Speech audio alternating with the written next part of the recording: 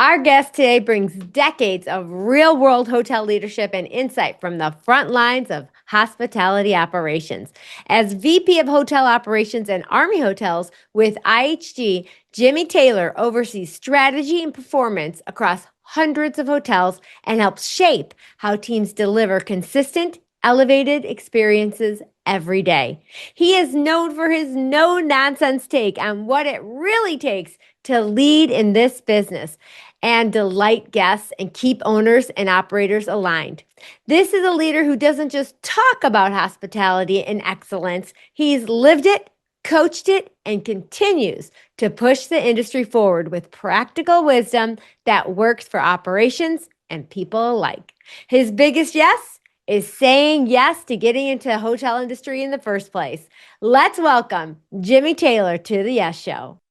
Welcome to the Yes Show. I'm your host, Christine Trippi. Each week, we'll explore the life-changing power of saying yes, along with hotel leadership made easy.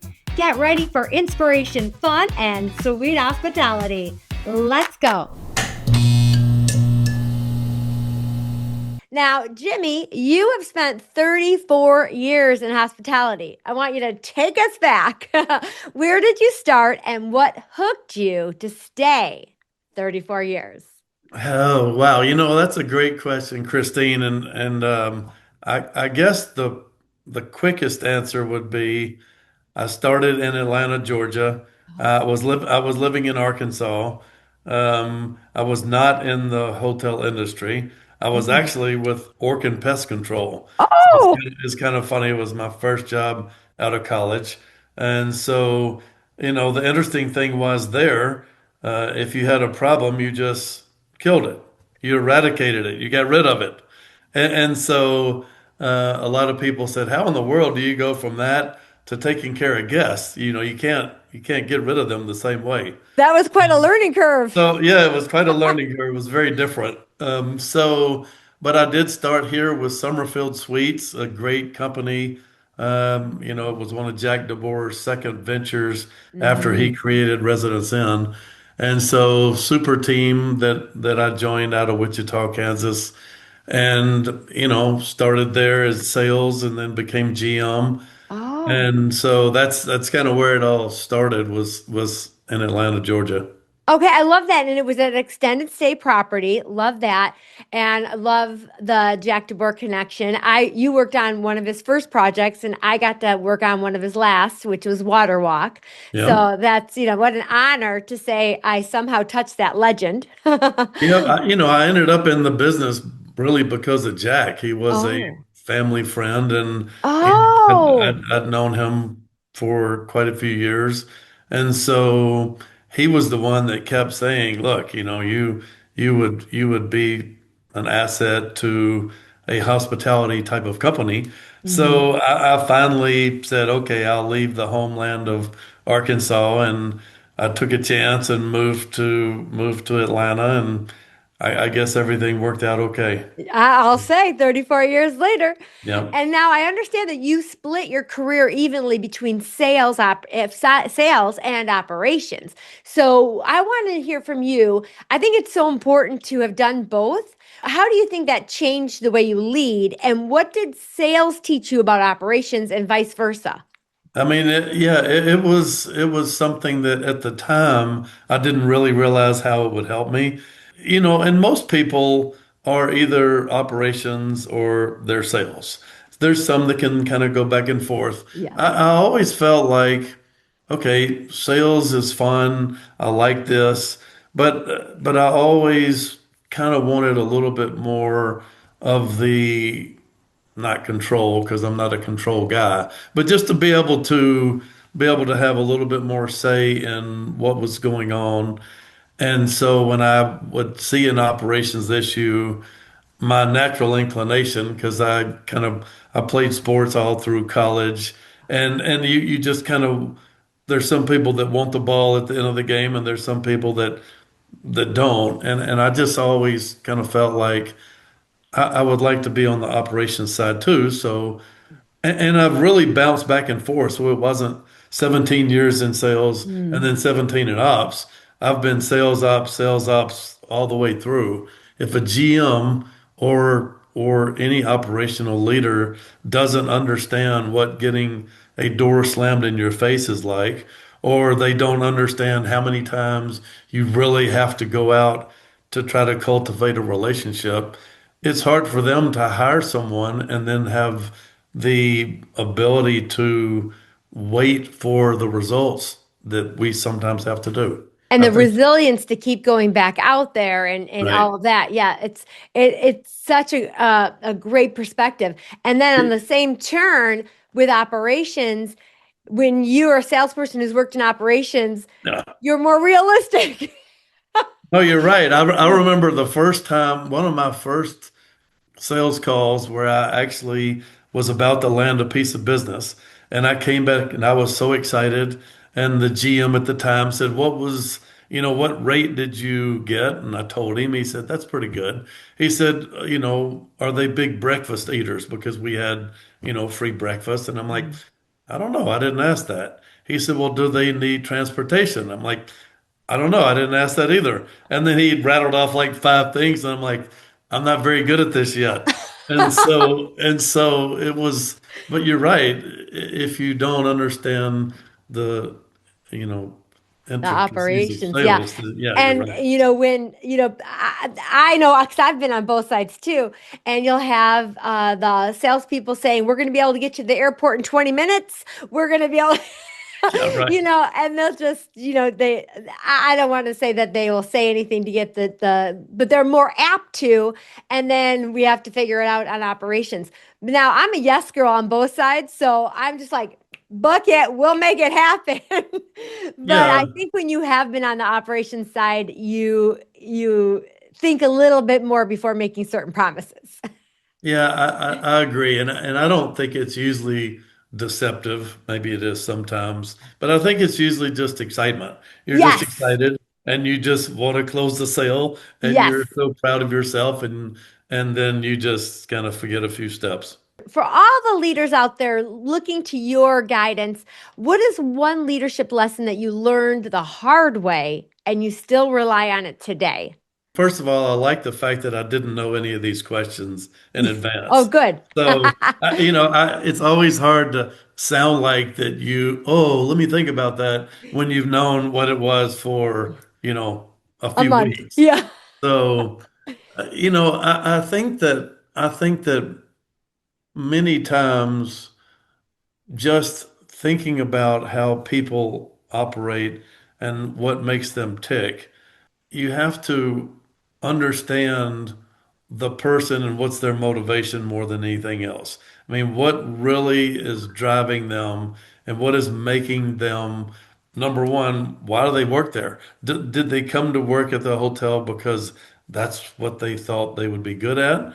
Or were they just there to put food on the table for their Right. family?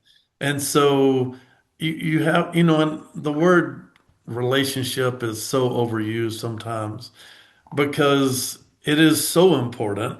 But a lot of people say, oh, it's all about relationship. I agree. But what are you doing to drive and foster the relationship? Because Hmm. it's easy to say, oh, well, I called them once a month. Well, Hmm. yeah, well, do you know anything about their family? Do you know anything are you going deeper to find out truly how to separate yourself as a leader? Hmm. Because people will follow you if they think you care. They Hmm. won't follow you if they think you're just there for them to make more money. Every day doing something that connects you to build relationships. Yeah, I mean, it's so I have a pretty big team here at IHG, and one of the things that I've always said is, how many times are you invited to something versus you inviting them? Mm. So we can invite them to lunch, we can invite them to a ball game, we can get tickets, we can do fun things. How many times are they saying, "Hey, my son has a little league baseball tournament next weekend. Would you like to come?" That is the definition of when you have a true relationship with somebody, Yes. That's not special. when you're always asking them. And same turn for your team members. when you find out about your team member who's got a big event going on, or their kids have a big game, showing up for that, that's big. Right, and we all know it's not about what you know, it's about whether you execute or not. I Hmm. know that a good friend of mine's birthday's next week. Well, am I going to call them or am I just going to think about it on the day that it happens? Am I going Hmm. to go an extra mile and send a card? And so there's all these levels of how much do you truly want that relationship? And we Hmm. can't send cards to everybody we know. That would make no Right. sense. But how do you determine who it is? And if it's someone that's working directly for you, who you are relying on to make, a lot of different decisions, I think you have to do it. So, Yes, agreed. And again, it's just that daily habit of, okay, what are the three people I'm gonna call or text or yeah. send a handwritten card? It's just if you just on a daily basis practice gratitude. It's funny you brought that up. Once a month, I will pick 5 to 10 owners and just call them. And not after they're upset with something or Hmm. not after they've just broken a revenue record. Just pick up the phone and call them so that when I do need them for something, they're not like, oh, yeah, there's Jimmy again needing me to execute on a. So anyway, I think that it's important to just call somebody when you don't need anything. Yes, and I do believe that that is part of your sales uh, Yeah, probably. career coming out. Yes, and which is a really good thing. That's another. I've taken a lot of these, different personality tests, all these Berkmans and all this stuff. Uh-huh. And what's interesting is almost every one of them, and the top two for me is empathy. And I don't know that I would have ever known that before, but every test it shows that, which does mean that I can put myself in someone else's shoes Mhm. and not just think about it, but really think about it. And so Mhm. I think it's always helped me. And that wasn't, I think it was my parents were great at that, and my family was great at that. And I just was lucky enough to have that be something because I think having a high empathy number is good in the hospitality industry. 100%. And that's what proves to why you stayed, why you were so connected to the industry. It's all about that. It's all about feeling how other people would feel and how to make it better and how to sell better, as far as make it more comfortable and not feel like you're being sold to, make it an experience. And Yeah. I think that's so, so true and so needed. And it's very nice that you had that modeled for you as a child too, being that it was so And well my run. dad was a personnel manager at a huge plant in Arkansas, a Oh. Sanyo manufacturing plant. And I remember going into the grocery store with him at any age, and I would get so frustrated because we would be in there forever because it was a town of 15,000 people, but yet there was 3,000 people that worked at that plant. So it really, in my mind, it seemed like every aisle we'd see someone that knew him, and it would take forever to do the simplest of grocery shopping. Yeah, I love I would that. get to where I don't want to go with you because we're going to be in there forever. When he had his funeral 12 years ago in that little town, and all of those people showed up, it made me realize what a difference he'd made in all of their lives. Even people that told me, your dad had to fire me, but the way he did it and the way he cared, and a lot of times you're learning when you're not even realizing you're learning. Exactly. And So, just that's a beautiful story. Thank you for sharing that. And what did that mean to you to see all those people there to honor your father? well, I mean, it first of all, it didn't surprise me because he always operated in a manner where he respected everybody. And there were certain things that as kids we could not do, we could not say, we could, because he was very much, we're going to respect everyone the same. Even to this day, if you look through my phone, it's a very, very different type of person.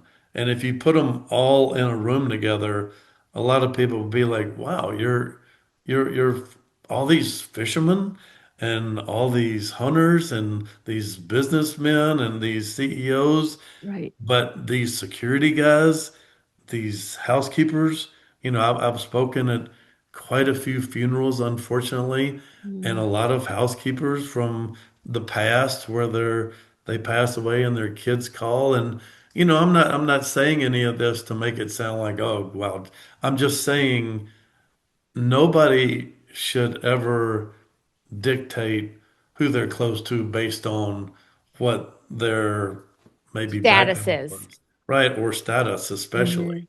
Mm-hmm. Mm-hmm. And so, the people that are the receptionists at our front desk, I talk to them as much as I do our CEO Mm-hmm. because they're just a person. Yes, that's so sweet. And just thinking about your father's funeral with all of those people coming, you never forget who shows up for you. And this No, this just no, goes back to the first conversation we were having about relationships, and you never forget the people who show up for you. no, you don't. I mean, the first night auditor I had at the very first Daybridge Suites here in Atlanta, and that was almost 27 years ago now. I looked up when we all got out of the car at the church, and there was Reggie who had driven 8 hours from Atlanta to be there for a 45-minute service. And you're right. You look at him and you're like, wow, I can't believe you just drove here from Atlanta to Arkansas for this. Mm-hmm. And yet he did. And Yeah. so you're right. You don't forget the effort that people make for you. Yes. Two things happened to me that recently that kind of brings us back. One, you bring up your dad's funeral. Same with me. I was a GM in the for Merit International at the time when my dad passed, and I genuinely could not believe how many of my colleagues came to his wake. And I will never forget them for showing up for my Yep. dad that day. You just don't forget the people who showed up for you, those big No, moments in your life. Yeah. no, So you that do there you not. go. Lesson right there on relationships. Who can you show up for this year? Yep. Yeah. Great. Now I have to ask you, I don't know if you've ever heard of this. John Gordon wrote a book called One Word. Yep. And do you know what I'm talking about? So instead of resolutions, he says to choose one word to guide you throughout the year. Do you choose a word? I choose a word every year. I I've love got it. I've got all of them written down actually Oh, over tell us some here. of your words. Well, accountable was 2018, effort was 2019, challenge was 2020, rebound was 2021 after COVID, 2022 was awareness, 23 intuition, 24 adaptability. The word this year is unstoppable. Oh, I And, and love and it. and what's funny is you can ask anyone on our team. Everyone on the team also has to have a word, and we Love it. go through it. We'll either get a bracelet, we'll get a rock, we'll get, we've had many different things that we've done. Uh-huh. But, I speak to classes every month, and I'm from accountable, and I talk about 6 A's a lot, and one of my A's is accountable. And when you have a word and you talk about it once a month, it Mm-hmm. kind of holds me accountable because it's not just okay, I picked the word and then I Forget forgot it. about the word. So, unstoppable, and I've never picked a word that's quite like that. But I do think that, okay, if I go into this year thinking our team is unstoppable. Our brands are unstoppable. Our owners are unstoppable. And what do I need to do to help them be unstoppable? Then I'll make it come true. You will make it come true. I love the unstoppable. That's perfect. Is there any one thing in particular you want to be unstoppable with this year? Yeah, that's a good question. I think I think a lot of our owners don't understand the value of sales. And Mhm. they, and it's not because they don't want to, it's because they haven't had brands that have needed sales. Mm. Because there's some hotels, if they're small enough and they're on the side of a major interstate, then okay, maybe you can get by without sales if you have a Right. good operations.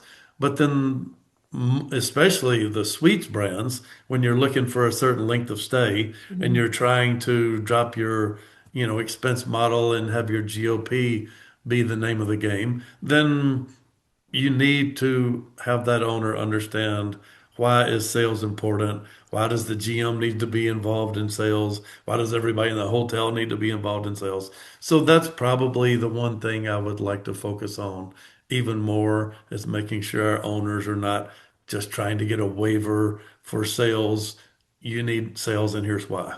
Right. And how it will benefit you. And that will help you be unstoppable. Right, right. Mine is focus. I've got my light I board see all that. updated.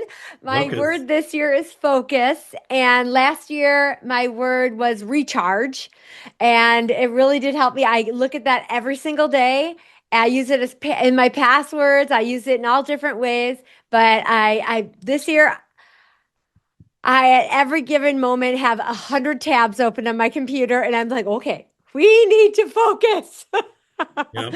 So I'm really focusing on driving certain aspects of my business and identifying where I want to focus more instead of do more, focus on what matters more. So that's what being an entrepreneur every year I'm reevaluating and doing all the things. So Oh, awesome. yeah, I I like love that. that word. Another fun thing, you're with IHG. Did you, and my IHG spent, and actually it was Promise back at the time when I worked for Holiday Inns. I worked for the Crown Oh Plaza my and I was gosh. sent to the Holiday Inn University back Yeah. in, it was either 89 or 90. I think it The was one in Olive 89. Branch, Mississippi. Yes. And I Yep. wanted to show you, I still have my binder. Guess Wow. where it Good was. for you. Good for you. I love that so much. It's like, oh, it's like this little trophy on my shelf. Oh, that's awesome. Well, you're an alumni. I didn't know that. That's Yes, awesome. I'm an alumni. So I just think that's so cool. And I know Rod, our mutual friend Rod Lindsay, he's a Yep. Holiday Inn collector, historic collector. And so when I showed him that, he was salivating. Yeah, Rod's a great guy. We're lucky to have Rod on our team. You sure are. He is fantastic. Speaking of teams, let's talk a little bit about teams. Talent shortages are a hot topic, and just generationally, what we've been through from the pandemic and where we are now with hospitality. What do you think is the single best or biggest mistake companies make when it comes to culture and retention? Do you have any opinions on that? Yeah. I probably have more, I probably have more opinions on that than anything. To me, there's hotel owners and there's hospitality owners. And a hospitality owner understands that you have to pay the market appropriate wage. You have to do all the right things. But more importantly, they also a lot of times seem to forget that in a smaller city, where a lot of our products are, you your reputation takes over. And so we might say, hey, go hire someone really good like Christine. You need to get someone good. But the reality in the market is don't go to work for that person. Don't go to work for them because they don't have the mindset, they don't have the culture, they don't have anything that's going to make you feel good about going to work every day. Right. And so there's just so many people that miss the simplest things, which is just be nice. And It's just Karen being nice. Yes. right, but it just sounds so simplistic, but it's really not. And able to and we've got some owners. that are the opposite. They're so good. They have no turnover. They take care Mhm. of their teams. They do weekly lunches, even at a small Candlewood Suites or Holiday Inn Express with 10 or 15 people. They still bring them in and there's just a lot of people that don't think about the cost of turnover.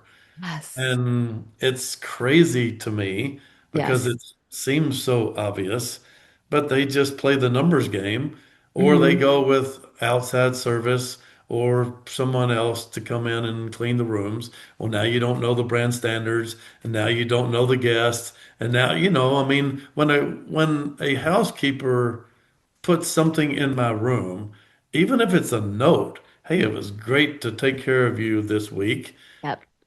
And it's even better when they don't know that I either work Who for you the are. company, right? Hmm. And then it's even more impactful.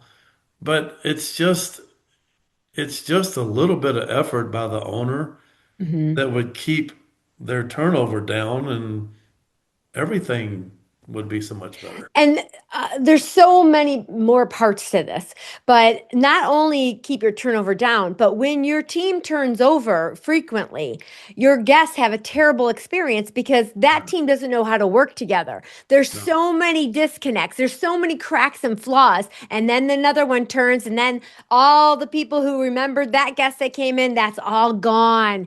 And Yeah. it just is constant. And this, this goes back to my courtyard where I was GM. It was 30-year-old property, needed a renovation. We were right next to gorgeous Halo Spring Hill Suites. We had a newer residence in, we had a brand new Holiday Inn Express, but they didn't have the team we had. They didn't have the Right. heart we had. They didn't know their guests like we did. So, yep, in the beginning, people went and tasted the new product, but they always came back. Yeah, no, you're right, Christine. And one of the things that I've always said is if you just think about the fact that you're paying someone to go make friends, it's easy to kind of digest that. Yeah. We're paying you to make friends today. Make friends with your coworkers, make Oh, friends with your clients, make friends with everybody. And that doesn't mean you can't manage them and lead them and, mhm. guide them. But it does mean, okay, if you're nice to a friend, you'll keep a friend. If you're not Hmm. nice to a friend, the friend will leave. And so will your staff. They'll leave you if you don't treat them with respect.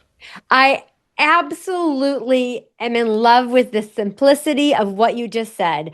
Basically, that should we should be what our job ads say. Right, We have a job for you making friends. I mean, it's that simple. And what I love especially is the first step in yes is the answer is to pause and make friends first. right. No, you're Pause and right. make friends first. That's the first step. I love that so much. Additionally, what you were talking about when you're not a great owner and you get a reputation, there are all these hospitality Facebook groups and LinkedIn groups, and they all talk about what is happening, the horrendous things that are happening in their hotels, and the wonderful things that are happening in those hotels. People who are considering a position with a certain company are always posting on there. Has anybody worked for this company? Does anybody have any opinion, etc.? Right. So it is, and we now have Glassdoor, which we didn't used to have, where employees rate the companies. So it Well, is important. yeah, and you're right. What's happening right now is there's not because of the environment that we're in. We don't have as many new builds coming out of the ground. None of our brands do. So there's a Mhm. lot of conversions. Conversion is the darling right now. Right. Well, the other part of the conversion is if I've had this X hotel forever in this market and I switch it to another whatever brand it is. Right. But you'll go from here to here. And a lot of people think, oh, well, this is a great brand. But yet this hotel and this owner has a bad reputation. So just Mhm. because he switches, if I change my name to Bob Smith and I've not been a good person, but yet I'm still show up as Jimmy Taylor, most people. So, Mhm. it's just it's a tough thing that a lot of people have a hard time with because just changing names is not going to change performance. Right. It's just changing names. Exactly. Your extended stay experience is vast. So, what do you feel separates a great extended stay hotel from one that just thinks it's doing extended stay? Well, I mean, you have to get the percentage, you know, upwards of 50% before, and that's of a guest that's staying 5+ nights. Hmm. So you have to get that number correct. When you do that, though, you're your hotel team starts knowing the guests because they're there more than one night. They start understanding what their likes and dislikes are. You notice that, hey, I see that you're never eating this. Is there something that you would like us to have? Oh, Hmm. you like vanilla yogurt versus strawberry? Okay, we can do that. Hmm. And it's just a simple matter of you're bringing people to your house. And your house just happens to be 100+ rooms. It's Hmm. not the 3 bedroom that you have at home, but it's the same thing. If you bring someone to your house, how will you treat them? Will you just put out the food and hope they eat it, or will you actually ask them, what do you like? And when you have a 30+ guest and you ask them, what do you normally eat at home? And they say, oh, it's brown cinnamon sugar oatmeal, then Hmm. go buy a few packs of that. Big deal. Just And for them. right, Hmm. just for them. Just And for then them. and then they feel special and then they become loyal. Right. And that's all it is. And a great way to flip this, to find out these things, is we often ask the wrong questions. We're saying, oh, how was your stay? How's everything in your room? Right. Those questions only inspire, Right. fine, Yeah. good. It's not really a question, it's a greeting. But if Right. you change that, flip this, and this is a great huddle for anyone listening today. This is a great huddle for you, is flip it to what's one thing I could do to make your stay more awesome or Mhm. excellent or whatever your word is. And then they're going to go, you're going to actually see them process this question because it's not your typical, how are you? I am fine. And you will find out golden nuggets that you can then personalize their stay. I remember Mr. Otero asking him that question. He says, well, now that you ask, I like Diet Dr. Pepper, but you don't carry that. I said, from this day forward, you will always have that here. Yeah. And every morning, noticed every single morning he ordered a biscotti, a yogurt, and a water every single morning. And he was there every week. So every single morning, we would have it pre-bagged with fun notes on his bag. And when he'd come around the corner, we'd say, Mr. Otero, you're all set. And he No, you're would right. feel like the biggest VIP. You're right. And I talk about the word separation a lot. And when you say it, most people think instantly negative. Um, it's always intriguing to me how people can ask a question like you just said, but it's really more of a statement. How was your stay? You're really not, it's not really a question. It's more of Right. a statement. Hmm. And, you know, like you said earlier, you have to dig a little bit deeper because if you do care, you want to know what their answer is. Right. And then the biggest thing is when we do get the golden nugget, the most important thing to do is do something with it. Right.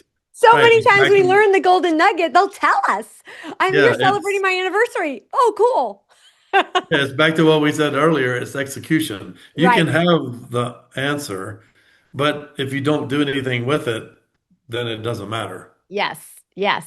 And something that I've heard a lot since the pandemic is, oh yeah, we used to do that. So much of our fun is still in the basement, and we just need to get it back up. No, Yes.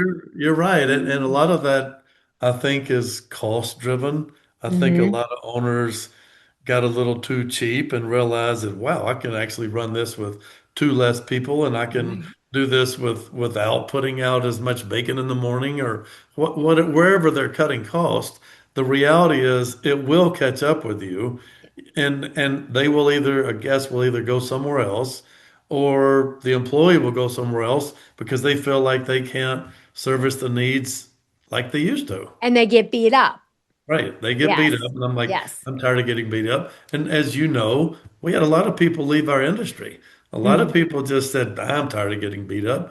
I'm going to go work at a retail, and I don't have to worry about working Christmas morning, maybe. Right. There's just a lot of reasons why people have Right. left our industry, but it's tough. Yes. And this is why I love yes is the answer so much as well, because when you have to say, no, I'm sorry, unfortunately, no, I'm sorry, unfortunately, oh, no, I'm sorry, unfortunately, all day long, you don't go home going, oh, I No, love my job. You go no. home going, oh, work drained me. Yeah. When you get to stand tall and deliver yes answers all day, that's when you love your job. And You're that's why I love helping people do you're that. exactly right. And most people, a lot of companies do exit surveys, they do all these things, but most people, by the time they get the energy and the nerve to leave, they just don't care. They Right. don't care that your company gets any better. They just want out. And so when someone says, "Okay, wow, why are you leaving?" They're just like, "Nah, I just, got more money, closer to Yeah. home." And so then no one really ever knows what happened Hmm. because And what they they could do better. what they could do better. So Yeah. they just exit stage left and no one ever really knows. I have another quick tip for everyone out there listening, and for you, for any of your hotels, if you haven't thought about looking at this. When you pull up Medallia, and if you look at the length of stay, when Mhm. I would do GSS deep dives, if you look at the length of stay, 5+ nights, you would think you're building a relationship, you're getting to know them, they're becoming part of the family, that the score would go up 5+ nights. Yeah. In most cases, it goes down. And this would be a great indicator for you to take a look at. If you're out there, pull up your Medallia, pull up your system and take a look if you're able to dice it up by length of stay. Now, there's two rules of thought here. If you're not building the relationship, Right. you're probably going down because they're starting to notice more. Yep, Oh, you're that exactly right. stain on the carpet. Oh, this toilet is giving me a hassle all week. They're noticing more and becoming less satisfied. But if you're building the relationship, it's going to go up. That's very relationship driven. So take a look at your Now, guest. our team, I mean, we've had many discussions about just that because it's always, within Staybridge Suites, Candlewood Suites, especially here, those are brands with a higher length of stay than a Holiday Inn Express or one of our other brands. And Mm-hmm. so many people say, "Oh, well, you guys have the advantage. You have them longer." Like, well, we should have the advantage, but Mm-hmm. if an owner is not executing correctly, like you just said, it hurts us more. They Right. see our faults. Yes. You date someone go on one date, everybody thinks this is perfect. Mm-hmm. After 2 months, like, well, wait a minute. The Right. way they did that kind of bugs me, and it's no different, but you have to keep trying. If you Yes. don't keep trying, your flaws will be exposed. Right. And then it's just taking a look at, okay, we're going down. We're not building that relationship. What are two things we're going to do today with every extended stay guest? And you can do that if you have a staff that's not turning over. Yes. If the staff is turning over and you're trying to implement these things, now it's harder because, okay, we did that last week, but the person that executed that is now gone. Yes, exactly. And So, and the person who knows that Mr. Schultz like peanut M&Ms right, is gone. And if we they're didn't gone. take the time to track it in our systems like Merlin, Yep, then we lost all that information. you're right. Okay, now we talked about a few of these things, but as a management company, what do the strong management companies do differently that others might miss? Well, first of all, they pay really good attention to the regional teams that they hire because they will be the ones that are bringing in the GMs and the DOSs at that level. A lot of people think that because you're a good GM or DOS, you're naturally going to be a good regional. And Mm-hmm. that's not the case. There's been a Right. lot of times where you see a great DOS, you put them in charge of people, they can't execute. There's been a lot of sports figures that were great players, but they never were great coaches or good in the front office because they're just great individual contributors. Right. So a management company that can really identify what are you good at? Are you going to be good at leading people? Are you better at doing X? Are you going to be good in global sales where you're finding accounts? Are you better at teaching people how to find accounts? And so that's what most of the really good management companies do. They don't hire somebody and just stick them in a role. They really pay attention to what is this person's true skill set and and there's a lot of people that can within a big management company, you can see this region is, boy, they're culturally great. They love each other. You go to conference, they all hang out together because they like each other. You go to this one and they're nowhere to be found and they go do different things because Mhm. that leader hasn't taken the time to have them just become a team. Right. Yes. And Give them the opportunities, especially with so many people working remotely and things like that. Christine, it does start at the top, and I know a Mhm. lot of management companies, and you can look at the person that's at the top, and you can determine real quick, yeah, you know what? I think I would like to work for them.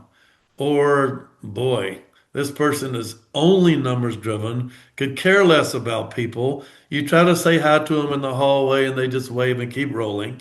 Right. And, you know, people want to be felt like they're cared Mhm. for. Okay, so can you give us any scoop? How is IHG redefining hospitality in the next 5 years? What You know, changes do you we, see coming? uh, I think I mentioned it earlier about leadership teams. You have to have the right leadership team, and everybody has to know that. And I remember my grandfather used to always say, you can't fool the troops. And when I was young, I used to think, what the heck are you talking about? And then as I got older, he's right. You can't fool the troops. So if our senior leaders, including myself, are trying to tell our corporate staff and our hotels something that they don't believe, Mm. you're never going to get where you need to be. Right. And so I feel like we now have the leaders in place that can take us there. And Nice. am I going to sit here and say over 27 years with IHG that we've always had the best leaders? I'm not going to say that. I'm going to say that we have great leaders now. I'm going to say that people are all pushing and pulling at the same time. And when you see that, everyone else sees that too. Nice. Because a lot of times people will say, well, yep, they just told me to do it. Wait a minute. They is me. I Right. work at IHG. I'm a corporate person. So I can't say, well, they just told me to. Hmm. That's a cop out. You can't say Right. they when I am they.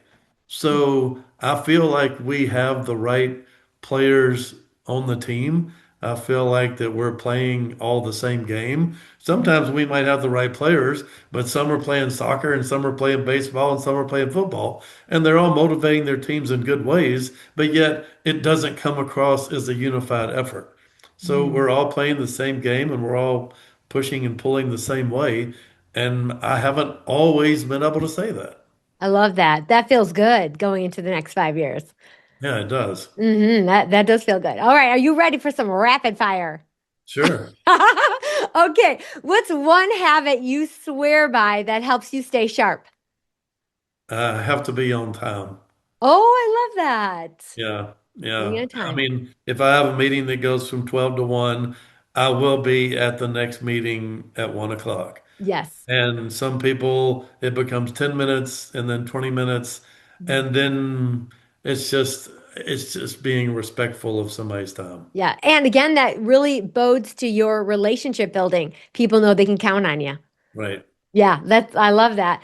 Yeah. If you weren't in hospitality, what other career would you be doing? Oh, that's tricky. I'm a huge fisherman.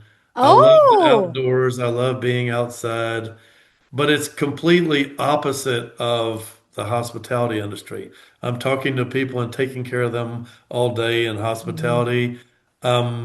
Quiet and trying to be focused when Right. I'm fishing. So I think they kind of work hand in hand, but I don't think I could be a full-time fisherman on a boat by myself fishing All all the day. time.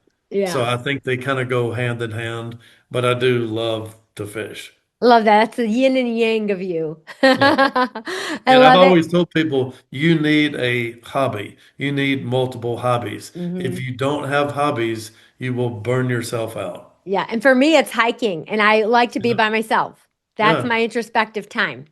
Yep. Mhm. Yes, yes. What is one thing guests notice immediately, but often leaders overlook? A smile. Oh, I love You that. know, Very good. are you someone that is approachable and you're someone that just wants to be there? You know, and Yes. approachable, a lot of people can say, "Hey, come in my office, I've got an open door policy." And you're thinking, I wouldn't go in there if it was the last person on earth because Right. you're not someone I won't even be around. So being legit approachable is hard to do for a lot of people. Yeah, yeah. It's funny. I just saw this, and I think it bodes well to this conversation. I think it was Mel Robbins who is a little real. She was saying that leaders are the weather. If Yeah. you come in with a bad attitude, unapproachable, not smiling, you just created the weather of the whole team. I like that. I've Yeah, never I heard like it that. too. Yeah, that's good. Yeah, that's that smile is the weather. Yeah. For me, the first thing I thought of for that question is the market. Yep. When I'm going to do a deep dive, the first thing I look at is the market, and I know how the rest of the visit's going to go. Yep. No, yep, you're right. You're right. Yes. Finish this sentence. Great hotels don't win on brand, they win on. Execution. Yeah, We've yeah. talked about it before. Yes. Can you execute the basics every day? Yes. Every day. Love And that. not every other day and not 6 days, every Hmm. day. Every day. Because if you catch 10 guests on one day where you don't execute, that's 10 that might not come back. Hmm. Yes. And that includes huddle. Exactly. I'm a real huddle pusher. Yeah, no, I like There that. there is nothing you can do all day long that's going to give you better results in every metric than huddle will. No, I agree. I Yeah. totally agree. Every episode, I ask my guest a question from my last guest, and then I'm going to have you give me a question for my next guest. Are you ready for your question? Okay. Okay. What are you most grateful you said yes to before fear talked you out of it? Probably accepting the job to move to Atlanta. Okay. I was a small town guy in Arkansas. I was in another industry and I flew to Atlanta, met with the team there, and said yes, and then really started having buyer's remorse. I'm going to go from a town of, 50,000 people to millions. Yeah. It was just such a very different world for me. I'd never lived in a city that big. And so I was glad that I said yes and kind of signed my contract and yeah, I think if I had a and I remember calling my mom and saying, "What do you really think?" And she's like, "You have to do it." I And love I it. thought she would have been the one that said, No, "I don't don't want you to, go. yeah, I don't want you to leave. I want you to stay close." And she said, "You have to do that. You've outgrown what you're doing here." Yes. And I just remember thinking, "Okay," but I even driving to Atlanta when I was just so nervous. But it Yeah. was it was a great move. Well, my daughter's making a big decision for herself right now too, and I said this in my book, and I've said this millions of times that when you're caught between two options, choose the one that scares the hell out of you because that's Right. where the learning and growth is. No, yeah, you're right. Yeah. You're exactly right. All right. What question do you have for our next guest? I would say as a leader or even individual contributor, how do you separate yourself every day? Okay. How are you going to be someone they want to work with, work for? just, how are you going to do that? Because a lot of people don't think about how do I separate myself Mhm. And by separate, you mean from from the pack, from the the competition, from from okay. every How are you going to from be a every different leader than right, my from every cups? other leader in Yeah. hospitality, from firefighters, from Yes. school teachers, from Yes. ball players. How do you separate yourself? What are you going to do? And stand out. Yeah, I love that. That's a great question. Great Yeah. question. Oh my gosh. I'm telling you what, Jimmy, I have a million more questions I'd love to ask you, but our time is valuable and I know you would like to be on time for your next thing. But I cannot thank you so much for taking the time to talk with us, to share your knowledge with our listeners. And you just are a legend in our industry. And IHG is lucky to have had you for 27 years. Well, look, I read your book, and Oh, we're thanks. lucky to have you doing, podcasts and shows like this because people need to hear your exuberance and the way that you lead and think. So I don't know about a legend. It just means I'm older. So Yeah. I very much I appreciate you having me on. And look, it really is that simple hmm to to do great things in this industry if you just care, if you put out the effort, and you just think about making friends every day. That's it. Absolutely. You said it's that simple, everybody. Yeah. Jimmy, thank you for being here. Yeah. Thank you very much. Take Yes. care. That's a wrap for today's show. Say yes to taking action and changing the world one yes at a time. And oh, my friend, will you say yes to review, like, and subscribe? The more yeses you give, the more juicy goodness I can bring to all of you wise pineapples. Cool or cool?